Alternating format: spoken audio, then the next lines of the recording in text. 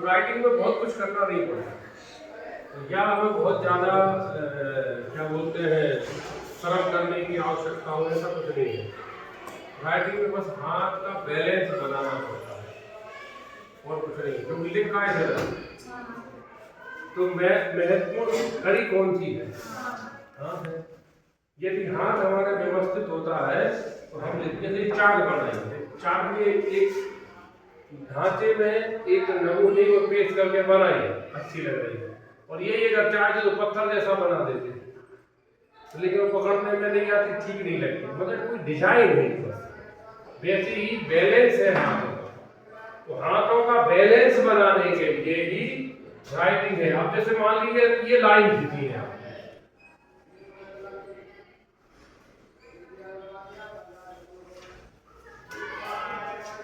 ठीक है। अब इसमें हमने लिखा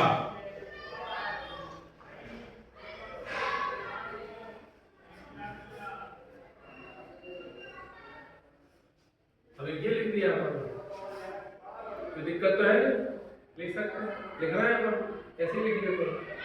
और एक तरीका ये है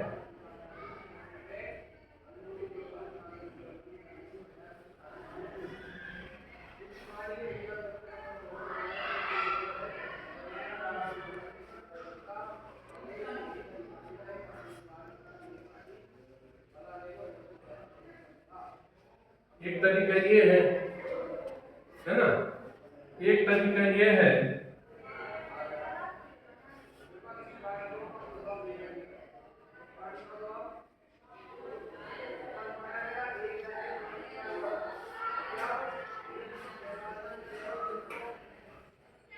ठीक है, एक तरीका ये है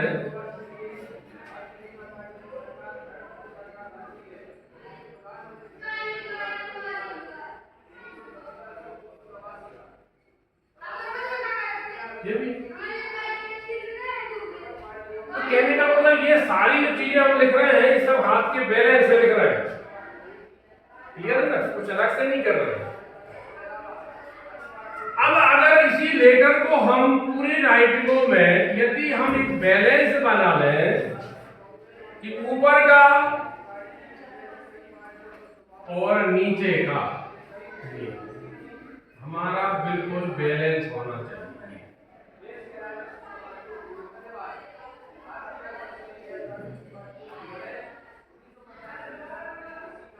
अब आप देखोगे ये सबसे बेस्ट लग रहा है, तो लग इसलिए नहीं रहा, क्यों लग रहा है? क्योंकि इसके नीचे का जो हमने बैलेंस बनाया, ये नीचे का और ऊपर का बिल्कुल क्या है, नमूना, यानी कि जो उसका फ्रेम है वो सही है।